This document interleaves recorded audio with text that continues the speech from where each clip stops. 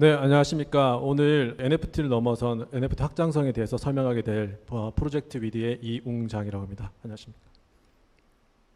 오늘 제가 설명드릴 내용은 NFT로 경계를 넘나드는 컨텐츠, 즉 확장성에 대해서 설명을 드릴 건데요.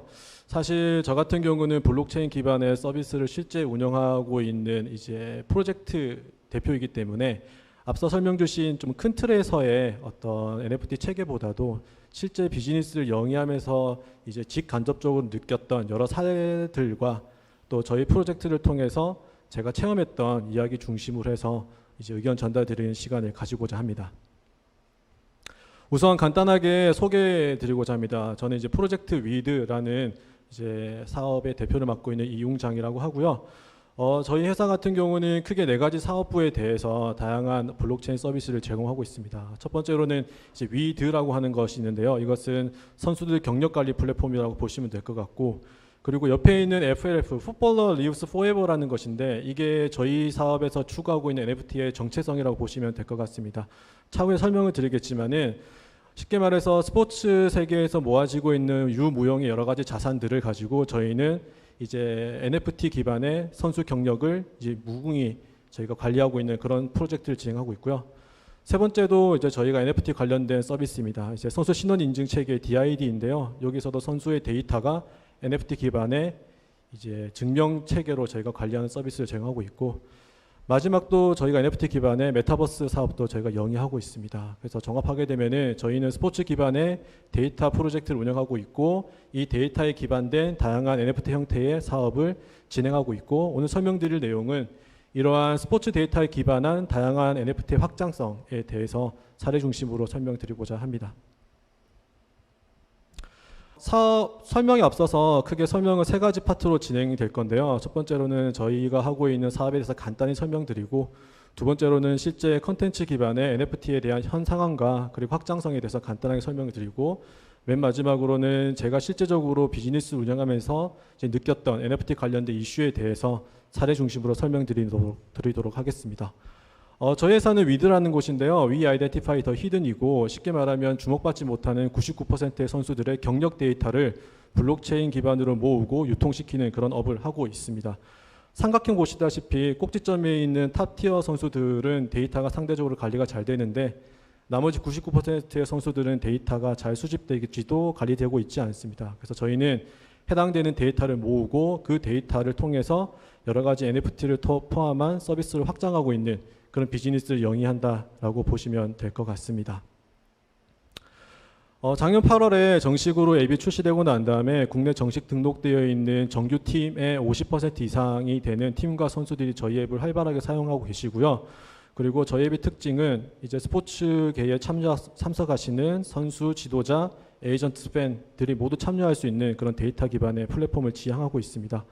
그리고 저희가 블록체인 기술로서 조금 더 확장성 있게 가져가려고 하는 것은 스포츠 데이터를 NFT를 통해서 선수 경력을 더 확장시키고, 스포츠 데이터를 DID를 통해서 선수 신원 인증 체계를 고도화시키고, 그리고 스포츠 데이터가 결합된 게임과 메타버스 세계를 저희가 구현하는 데 지금 집중하고 있습니다. NFT 관련해서는 저희가 작년부터 스포츠 경력 데이터 기반해서 여러 가지 NFT 프로덕트를 만들고자 기획을 진행을 했고요. 올해 클레이튼 기반의 이제 NFT를 최초 런칭을 해서 실제 유통을 시키고 있습니다. 그 화면에 보이시는 거는 저희 프로젝트에서 5월 달에 판매가 완료되어 있던 여러 가지 NFT 사례를 간단하게 보여드리는 건데요. 왼쪽에 보이시는 것은 저희가 시작 자체가 자산 가치가 없는, 즉 어떻게 보면은 무형 자산이고 디지털적인 요소로만 발행된 이벤트 NFT라고 보시면 될 것 같습니다. 해당되는 NFT는 차후에도 설명드리겠지만은 출발할 때 내재 가치가 있지는 않으나 미래 가치가 포함될 수 있는 게임이나 메타버스 등으로 연계돼서 이제 출발하게 될 것이고, 오른쪽에 보여지는 것은 이제 일반적으로 저희가 NFT라고 했을 때 접하게 되는 형태라고 보시면 될 것 같습니다. 보이시는 거는 국내 유명 K리그 선수들의 이제 소장품들을 NFT화 한 것인데요. 쉽게 말하면 출발할 때 내재 가치가 있는 피지컬 굿즈에서부터 저희가 NFT를 발행하고 그 NFT에 대한 소유권을 일반 대중들에게 판매 유통시키는 그런 업을 제가 진행해 갔고, 차후에 설명드릴 것은 이렇게 이벤트 NFT나 아니면은 피지컬 굿즈 기반된 일반적인 NFT를 유통 그리고 이제 민팅을 할 때 유통을 시킬 때 저희가 실제 사례에서 필드에서 느꼈던 여러 가지 임플리케이션 중심으로 또 자세하게 설명을 드리고자 합니다. 우선에 NFT 세계에 지금 현재 어떤 키 숫자들, 시장에 대한 어떤 아웃라인을 한번 잡고 가면 좋을 것 같습니다. 지금 보시는 자료는 NFT 시장 규모를 좀 판단할 때 많이 참고하는 nonfungible.com이라는 자료고요. 보통 NFT 시장이라는 것을 저희가 판단할 때 네 가지 어떤 항목에서 평가를 많이 하고 있는데, 보이시는 것처럼 액티브 월렛, 이제 활동하고 있는 지갑 주소라고 보시면 될 것 같고요. 두 번째는 구매자, 세 번째 판매자, 네 번째는 실제 거래되고 있는 거래 총액이라고 보시면 될 것 같습니다. 한 가지씩 조금 더 디테일하게 설명을 드리면은, 액티브 월렛이라고 하는 것은 이제 앞서 설명도 들으셨겠지만은 NFT라는 것은 실제 발행되고 거래되고 저장이 될 때 이것이 일종의 가상 자산이기 때문에 저장이 돼야 되는 어떤 지갑의 개념이 존재해야 됩니다. 즉 액티브 월렛이라는 것은 이 NFT가 저장되고 있고 거래가 발생되고 있는, 즉 활동성이 있는 지갑수를 말하는 것이고, 이 지갑수는 곧 이 NFT 시장에 참여하는 어떤 활동성 높은 참여자 수를 말하기 때문에 시장 자체의 활성도나 아니면 규모를 대변한다고 볼 수가 있겠습니다. 그 nonfungible.com에서 보고 있는 이제 2021년 2, 4분기 기준으로 했을 때 약 18만 개 정도의 이제 액티브 월렛이 지금 집계가 되고 있고요. 이 숫자는 전분기 대비 약 40% 정도 비약적으로 늘어난다고 보시면 될 것 같습니다. 두 번째로는 바이어인데요. 바이어는 민팅된 NFT를 실질적으로 구매하는 어떤 최초 소비자 또는 세컨더리 소비자라고 저희가 볼 수가 있고, 똑같이 숫자가 한 9만 5천 명 정도로 분기 집계가 되고 있습니다. 이 숫자 또한 전분기 대비 약 40% 증가하고 있기 때문에 전반적으로 시장의 NFT에 대한 수요도 지속적이며 또 꾸준하게 상승 곡선을 그리고 있고, 그 숫자도 40% 육박하기 때문에 그 규모도 결코 적지 않다라고 보시면 될 것 같습니다. 세 번째로는 실제로 컨텐츠나 여러 가지 유무형의 자산을 기반으로 해서 NFT를 이제 발행시키는, 민팅하는 셀러라고 보시면 될 것 같은데요. 셀러 같은 경우는 바이어 대비 아무래도 자산의 어떤 가용성이나 접근성에 제한이 있기 때문에 숫자가 적긴 합니다. 약 4만 명 정도가 이제 2, 4분기에 활동을 하고 있고, 그럼에도 불구하고 전분기 대비 약 25% 정도의 높은 성장률을 보이고 있습니다. 마지막으로는 이제 NFT를 통한 거래액을 저희가 설명드리고자 하는데요. 나중에도 또 설명을 드리겠지만, 이 NFT 시장에서 가장 큰 맹점이라고 보실 수 있는 게 이 가치, 즉 밸류라는 것에 대한 정의와 적용이라고 보시면 될 것 같습니다. 이제 표기되기로는 US 달러로 표기되고, 그 금액 자체는 약 8천억 정도로 집계되고, 통상적으로 이 NFT 시장의 1년 이어 어라운드의 어떤 마켓 사이즈를 말할 때 US 달러 기준으로는 원화 기준으로는 한 3조 원 정도로 저희가 집계하는 것이 일반적인데, 1분기 기준으로 했을 때 8천억 원 정도 되니까 대략 그 숫자가 나온다고 보실 수가 있습니다. 또 전분기 대비 이제 거래액 자체가 약 48%로 증가했기 때문에 엄청난 성장세를 보이고 있는데, 사실 이 거래액에 대해서는 이제 좀 고민이 필요한 것이, 이제 US 달러라는 것이 실제 거래되는 어떤 화폐 단위가 아니라 대부분의 이더리움이라고 하는 가상 자산으로 거래가 되기 때문에 그 숫자는 어떻게 보면 거래액 자체가 아니라 이더리움 자체의 가치 변동도 반영하기 때문에 직접적으로 3조 원 시장이구나, 8천억 시장이구나라고 보기에는 여러 변동 요소가 이제 포함된다라고 감안하고 보시면 좋을 것 같습니다. 정리하게 되면은 NFT 시장이 아직 성장세냐 아니면 하락세냐, 거기에 따라서 유통할 수 있는 컨텐츠가 얼마나 확장 가능하냐에 대해서는 여러 가지 의견이 있을 수가 있으나, 어쨌든 시장에서 보여주는 키 매트릭스 개념으로 봤을 때는 기본적으로 활동 지갑수, 판매자, 구매자가 증가하고 있고, 비록 US 달러이긴 하지만은 이더리움 기반의 거래액 자체도 늘어나고 있기 때문에 NFT에 대한 시장의 반응과 관심은 높은 상태라고 저희가 해석할 수 있겠습니다. 두 번째로 관심 있게 좀 지켜볼 만한 것은 이 에코시스템이라는 건데요. 이 NFT라는 것을 바라보는 관점을 크게 두 가지로 저희가 좀 나눠볼 수가 있겠습니다. 하나는 앞서 설명드린 것처럼 이 NFT가 발생부터 사라지기까지, 즉 민팅에서부터 이제 소각이라고 하는 건데, 이제 번될 때까지 1년의 라이프 사이클로 볼 수 있는 방법이 있고요. 다른 거는 이 현재 시장에서 이 NFT 시장을 주름 잡고 있는 키플레이어 위주, 즉 에코시스템, 시장이 어떻게 움직이고 있고 어떤 플레이어가 어떤 역할을 하고 있는지에 대해서 관찰하는 것도 상당한 의미가 있다고 보실 수 있겠습니다. 다양한 에코시스템을 여러 가지로 제안할 수가 있는데 여기서는 메사리라는 업체에서 정의한 에코시스템이라고 보시면 될 것 같고, 오른쪽에 제가 생각하는 어떤 정리된 형태의 밸류 체인이라고 보시면 될 것 같습니다. 보시게 되면은 맨 아래쪽에 NFT라는 것은 발행이 필요하고, 두 번째는 발행된 NFT가 서비스 라인을 타서 유통이 돼야 되고, 유통된 NFT는 결국에는 경제적 수익을 실현하기 위해서 마켓플레이스라는 곳에 집결하게 됩니다. 집결하고 난 다음에 이 NFT가 경제적 수익으로 종결되든지 아니면 다른 서비스와 어떤 도메인과 결합을 통해 가지고 확장되는 형태로 넘어가는 것이 일반적인 에코시스템 형태라고 보시면 될 것 같고요.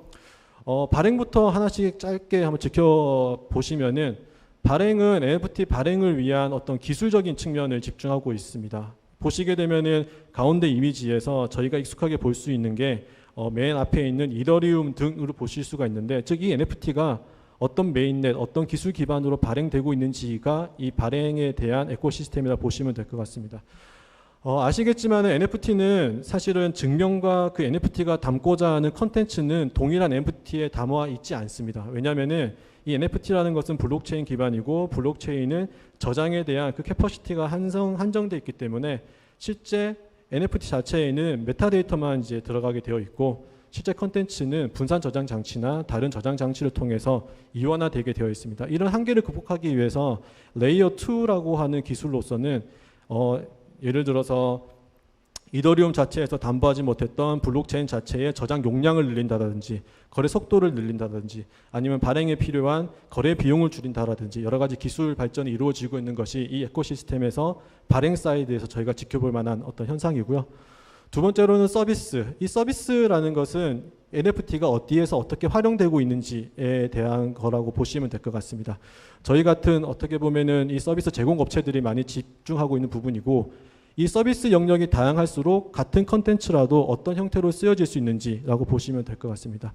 일례로 같은 스포츠 용품이나 데이터라고 할지라도 어떤 스포츠 소레어나 NFT 탑샷 같은 경우는 그 데이터나 사물 자체를 NFT 하는 경우도 있고, 저희 같은 업체는 데이터를 가지고 다른 서비스와 연계한다라든지 아니면 경력 증명에 활용한다라든지, 즉 같은 컨텐츠라도 서비스 제공업체의 유형과 목적에 따라 가지고 다양하게 컨텐츠가 NFT화 될 수 있다라고 보시면 될 것 같습니다. 세 번째로는 이 NFT는 발행이 되었던 것이고, 결국에는 경제적 수익이 담보가 돼야지 이 에코시스템이 성장하게 됩니다. 그래서 마켓플레이스로 집중하게 되고, 예전에는 큰 플랫폼 위주의 다양한 NFT를 한 곳에 모아주는 게 일반적인 트렌드였다 하게 되면은, 요즘에는 컨텐츠의 유형이나 사용 목적에 따라서 되게 니치하게 형성되고 있는 마켓플레이스가 속속 생겨난다고 보시면 될 것 같습니다. 마지막으로는 발행된 NFT가 기존에 있는 경제적 수익을 위해서 단순하게 물물 거래나 판매 목적만 있었다고 하게 되면은, 요즘에는 이 NFT가 결국에는 자산의 성격을 가지기 때문에 자산을 담보로 한 다양한 연계 서비스, 대표적인 것이 금융 서비스 확장이나 이제 이런 식으로 확대되고 있는 것이 요즘의 트렌드이고, 이런 확장성에 따라 가지고 이 에코시스템도 확장이 되거나 융복합이 되거나 아니면 포지션이 바뀌는 경우가 매우 빈번하게 발생되고 있는 다이나믹한 시장이라고 보시면 될 것 같습니다. 앞서 설명드린 거를 조금 더 다이나믹하고 이미지화한 건데요. 그래서 보시게 되면은 저희가 관심 있게 지켜볼 만한 게 큰 골자로 보시게 되면은 게임이라는 단어가 제일 많이 보인다라고 보시면 될 것 같습니다. 쉽게 말하면은 컨텐츠가 무엇이든지 간에 지금까지 NFT 시장은 게임, 즉 이 아이템이라는 것이 빈번하게 활용될 수가 있고, 발생된 아이템 기반의 NFT가 게임이라는 도메인을 통해 가지고 내재 가치에 여부와 상관없이 활용도가 높기 때문에 기존의 시장은 게임에 집중했던 것이 상황이었고, 앞으로는 앞서 설명드렸던 에코시스템 확장에 따라 가지고 같은 컨텐츠라도 그 범용성이나 활용성이 여러 가지 마켓플레이스 서비스 영역에 따라 가지고 다이나믹하게 확대될 것이라고 보고 있습니다. 또 시장 트렌드와 예시를 좀 더 설명을 드리면은, 이제 뎁레이더라고 하고 있는 이제 서비스에 관한 통계를 내어주고 있는 사이트에 대한 데이터인데요. 주목할 만한 것은 맨 왼쪽에 탑 컬렉션에서 이제 엑시 인피니티, 그리고 아트 블록스, 크립토 펑크, 이 세 가지는 저희가 한번 예시로 짚어볼 만하고요. 그리고 가운데 탑 세일즈, 얼마나 어떤 NFT가 비싸게 팔렸냐라는 얘기인 건데, 그 중에서 제가 사례로 설명드리고자 하는 것은 아트 블록스에서 팔렸던 피덴자라는 모델입니다. 이제 상품인 거죠. 예술 작품인 거고, 맨 아래 마켓플레이스는 이러한 NFT가 어디에서 얼마나 지금 거래되고 있는지에 대해서 보여진다고 보시면 될 것 같습니다.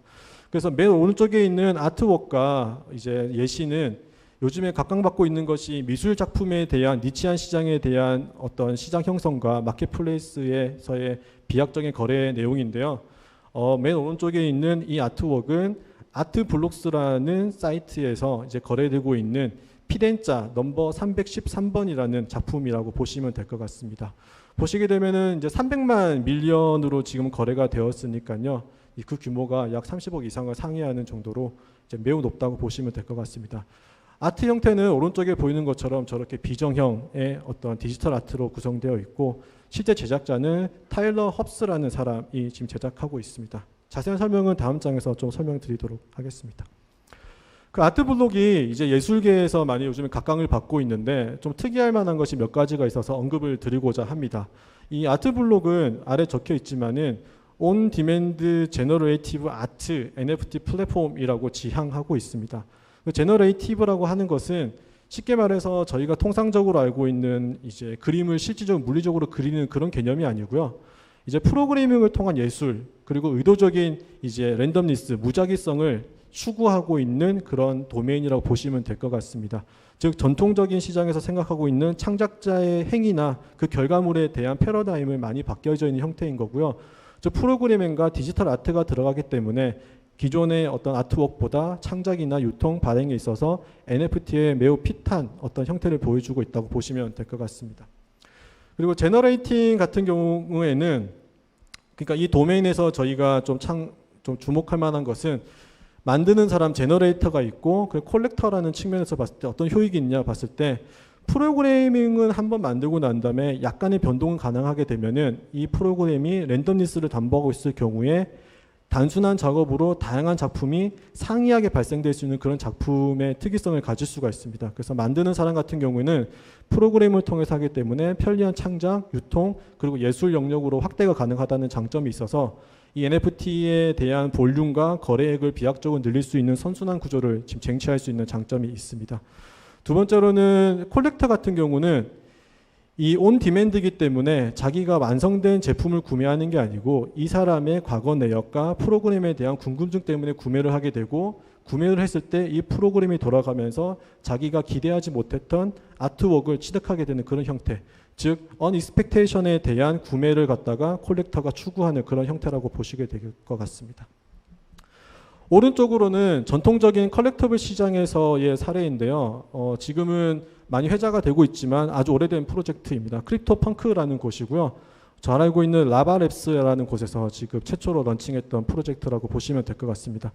보시게 되면 8비트 이제 픽셀 단위의 이미지인데, 크게 디자인적으로나 아니면은 어떤 수고로움을 보게 되면 크게 부여받지 못한 아트웍이긴 하나, 단순하게 말하면은 이 크립토펑크는 동일한 형태의 유사한 이제 캐릭터를 10,000개로 한정돼서 판매되고 있고, 이 10,000개에서는 희소성에서 여러 가지 가치 부여를 받고 있는 형태라고 보시면 될 것 같습니다. 최근에는 비자카드가 약 1억 7천만 원에 크립토펑크 하나를 구매해서 NFT 기반한 고객 서비스를 강화하겠다라는 취지로 운영되고 있습니다.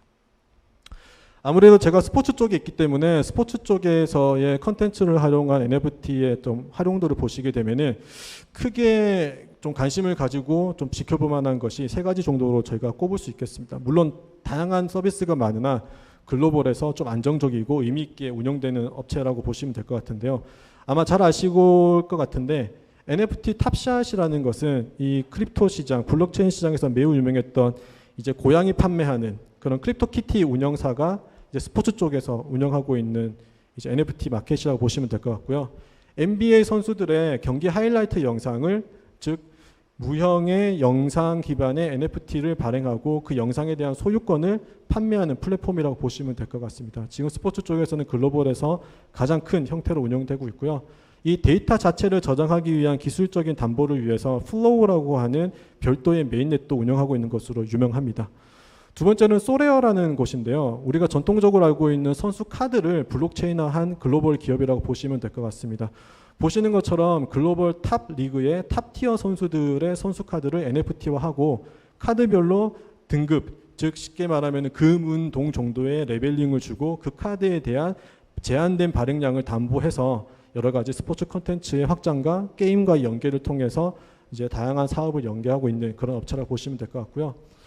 마지막으로 제가 제일 관심 있게 보고 있고 좀 특이하다고 보고 있는 것이 파니니라는 곳인데요. 이게 전통적으로 축구 쪽에서나 스포츠 쪽에서 우리가 소위 알고 있는 피지컬한 카드를 전통적으로 발행하는 그런 기업입니다. 근데 이 카드 회사 또한 최근에는 모든 카드의 발행을 블록체인으로 하고 구매 시 그 블록체인 카드를 실물로 배송해주는 그런 업체로 변모하고 있습니다. 그래서 앞서 이제 저희 업체에 대한 간략한 설명과 그리고 이 NFT를 활용한 여러 가지 컨텐츠에 대한 예시를 설명드렸는데 오늘 제가 설명드리고 싶어하는 이 컨텐츠 기반의 NFT 확장성에서는 크게 세 가지 영역입니다. 즉 컨텐츠가 이 NFT의 시장과 성장을 위해서는 가장 핵심적인 영역, 즉 컨텐츠 종류와 볼륨, 확장성이 제일 중요하고 이 NFT에 대한 기술적인 제한 그리고 여러 가지 확장성에 대한 이슈들 그리고 NFT를 통한 컨텐츠가 익스펜션, 확장이 될 때 저희가 직면하게 되는 여러 가지 현실적인 이슈들이 존재한다라고 저희가 보고 있고 그거에 대해서 간단하게 설명드리도록 하겠습니다. 여러 가지 정리를 할 수가 있으나 제가 이 블록체인 특히나 컨텐츠 그리고 NFT와 관련된 비즈니스를 했을 때 결국에는 이 NFT의 컨텐츠 기반 NFT가 이 가치 성장을 하기 위해서는 세 가지 컴포넌트가 고민이 필요하다라고 저희는 보고 있습니다. 그 중에 첫 번째는 컨텐츠 자체의 확보가 중요하고 두 번째로는 도메인에 대한 활용, 세 번째로는 실제적인 사용자에 대한 고민이 좀 면밀하게 필요하다라고 저희는 생각하고 있습니다. 컨텐츠는 결국 NFT라는 것은 자산에 기반하기 때문에 이 자산이 무엇이며 자산의 확보를 어떻게 해야 되는지가 진짜 키 솔루션이 필요한 부분이라고 볼 수가 있고요. 두 번째로는 자산화된다라는 것은 결국에는 소유를 할 수 있다라는 것이고 소유를 한다라는 것은 어떻게 증명을 할 수가 있고 공유를 할 수가 있고 이전을 할 수 있는지에 대한 이슈가 분명히 존재합니다. 그리고 만들어진 자산, 소유된 자산에 대해서 어떻게 활용을 하고 가치 상승을 할 수 있을 것이냐에 대한 고민이 필요합니다. 두 번째로는 이 자산이 활용될 수 있는 세계가 어디냐, 즉 도메인이 어디냐가 현실 세계 요즘에서는 상당한 화두가 되고 있습니다. 단도직입적으로 말씀드리면은 요즘에는 오프라인이 현실 세계에서 벗어난 메타버스 등 가상 세계와 연계되기 때문에 그쪽 시장과의 NFT의 연계에 대한 고민이 필요하다. 마지막으로는 이 사용자가 이 NFT에 대해서 어떻게 받아들이고 어떻게 활용해서 부가가치를 만들어내서 이 부가가치가 다시 컨텐츠로 넘어가서 컨텐츠 확장으로 이루어질 수 있는 선순환 구조를 만들어낼 수 있는지가 가장 핵심적인 영역이라고 보시면 될 것 같습니다. 간단하게 좀 지켜보도록 하겠습니다. 앞서 설명드린 것처럼 컨텐츠의 특징은 이 자산이라는 활용 가능한 자산이라는 것이 비약적으로 확대되고 있습니다. 뭐 비단 유무형뿐만이 아니라 기존에는 머릿속에만 있었던 그 창의적인 생각 자체도 이제 자산화될 수 있는 기술적 백그라운드가 NFT가 담보하기 때문에 창작자나 컨텐츠 제너레이터 입장에서는 기존의 생각만에 멈췄던 여러 가지 아이디어나 여러 가지 구조적인 어떤 형태들이 전부 다 NFT로 발전할 수 있는 그런 가능성이 넓어졌다. 그리고 앞서 말씀드린 것처럼 NFT라는 것이 자산 기반이기 때문에 즉 소유가 가능하고 소유된 것을 어떻게 정확하게 증명하고 이전해서 이것이 내 것이어서 가치가 측정이 되었다라는 것을 설명할 수 있는 것이가 중요합니다. 마지막으로는 만들어진 NFT가 활용되지 않으면 의미가 없기 때문에 이 활용처에 대한 어떻게 보면 확장성에 대한 고민이 지금 필요하고 많이 이루어지고 있는 상태라고 보시면 될 것 같습니다. 도메인은 한마디로 말하면 메타버스 시대가 도래하고 있다라고 정리할 수 있을 것 같습니다. 기존의 뭐 컨텐츠, 미술품에 대해서도 오프라인 기반의 전시나 관람, 소유에 머물렀다 하게 되면은 메타버스라는 어떻게 보면은 다른 세계, 더 확장성이 있는 세계로 전개되면서 단순한 소유나 전시에서 머물지가 않고 여러 가지 경험에 대한 확장, 그리고 NFT의 재창조, 그리고 현실과 가상 간 연계를 통한 또 부가가치의 연계, 재창조 등으로 이어질 수 있기 때문에 도메인 간 융복합을 통해서 기존의 제한된 형태의 NFT도 또 한 번 도약할 수 있는 그런 계기가 필요하고 그것에 대한 고민이 많이 필요한 시점이라고 보시면 될 것 같습니다. 마지막은 NFT는 결국에는 누구나 창작자가 될 수 있는 그런 가능성이 열려있기 때문에 최초 재산권을 저작권을 가지고 있는 제품에서부터 파생될 수 있는 여러 가지 가능성이 열려 있습니다. 그리고 기존의 예술 작품이나 콘텐츠 시장에서는 내가 누구인지 네임밸류가 중요한 시장이 있었는데 대부분의 디지털 아트나 디지털 컨버전 시대에서는 그 출발 자체가 누구인지가 중요하지 않는, 즉 아이디어나 자산이 있으면 누구나 NFT를 발행시킬 수가 있고 가치를 창조할 수 있기 때문에, 즉 발행자와 구매자와 그리고 소비자가 모두가 동일시되는 현상이 지금 발생되고 있습니다. 그래서 우리가 능히 알고 있는 프로슈머의 개념으로 저희가 생각할 수가 있고, 정리하게 되면은 생산자와 소비자가 긴밀하게 연관되어 있고 이 연관성에서 부가가치가 만들어질 수 있기 때문에 이런 확장성에 대해서도 저희가 경험 중심으로 많은 고민이 필요하다고 생각할 수 있겠습니다. 이 컨텐츠 기반의 NFT의 확장성을 고민할 때 결국에는 제 경험상으로는 세 가지 이슈가 앞으로 많이 제기될 것 같습니다. 첫 번째로는 이 가치 평가입니다. 간단히 말하면 NFT도 결국에는 가상자산이고, 여러분들이 알고 있는 이 가상자산이 가지고 있는 변동성 기반의 리스크가 분명히 존재합니다. 그렇기 때문에 이 변동성을 최소화하기 위해서는 이 NFT의 가치에 대한 평가가 객관화되어야 되는데, 이 부분에 대해서는 지금 시장에서 시도는 하고 있으나 여러 가지 이슈로 정합한 솔루션이 있는 상태는 아닙니다. 즉 시장이 범용성 있게 확대되고 또 안전화되기 위해서는 최초 설정되는 가치, 그리고 유통하고 난 다음에 가치의 변화, 그리고 예측 가능한 가치가 어떻게 되는지에 대한 객관화된 모델과 방법이 있어야 많은 사람들이 조금 더 접근성이 높아지게 되고 시장이 양성화될 수 있는 그런 한계가 있다고 생각하시면 될 것 같습니다.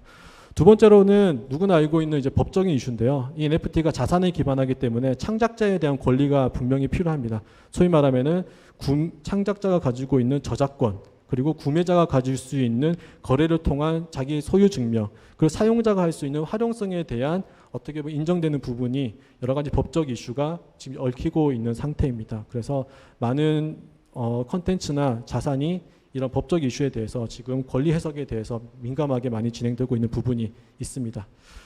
마지막은 어떻게 보면은 뭐 요즘 시대의 핸드폰, 스마트폰이 처음 나왔을 때 그거에 대한 기술 적응이 어려웠던 것과 똑같이 이 신기술이기 때문에 이거에 대한 수용에 대한 이슈가 분명히 존재합니다. NFT가 재미있고 시장성도 좋고 해보고 싶다고 하나 이거를 어떻게 민팅을 하고 유통시키고 활용할 수 있을지에 대한 기술적 장벽이 분명히 존재합니다. 그래서 많은 블록체인 기업들과 그리고 실제 사용자들, 서비스 프로바이더들이 많이 고민해야 될 부분은 이 기술을 어떻게 대중에게 소구할 수가 있고 대중들은 이 기술을 어떻게 잘 소화해서 시장 참여를 할 수 있을지에 대한 어떻게 보면 학습에 대한 영역이 분명히 존재할 것 같습니다.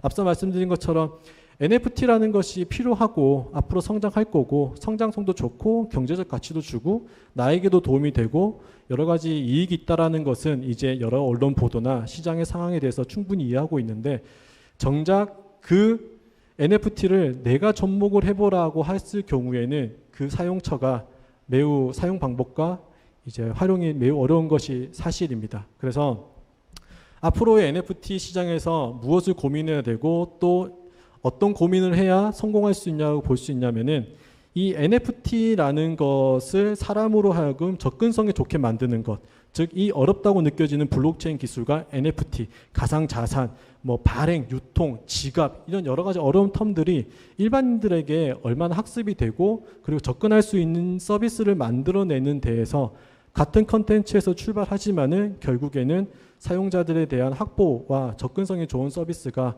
결국엔 남아있지 않을까라는 생각을 가지고 있습니다. 정리를 한번 해보도록 하겠습니다. 결국에는 이 NFT라는 기술을 통해서 말씀드릴 수 있는 것은 자산인, 즉 컨텐츠라는 것이 비약적으로 증가하고 있고 증가한 이 NFT에 대해서 블록체인 기술을 통해서 소유 증명과 거래 증명이 되기 때문에 자산에 대한 어떻게 보면 유통과 거래가 많이 되면서 경제적 가치가 비약적으로 늘어나고 있는 것이 이 NFT 시장의 전반적인 특징입니다. 이 NFT 시장에서 저희가 직면하게 될 가장 큰 이슈로는 가치평가. NFT는 많은데 이 NFT가 적정 가치인지에 대한 고민이 필요한 것이 있고, 두 번째로는 이 NFT에 대한 적정한 정합한 법적 권리에 대한 해석이 앞으로 큰 이슈가 될 것이고, 마지막으로는 그 무엇보다 사용자가 쓰게 만들어 줄 수 있는, 즉 이해하기 편한 기술적 접근에 대한 학습이 필요하다라고 정리할 수 있겠습니다. 여기까지가 제가 이 NFT, 즉 컨텐츠를 넘어선 NFT에 대한 활용 방법에 대해서 간단하게 정리한 부분이고요. 네, 감사합니다.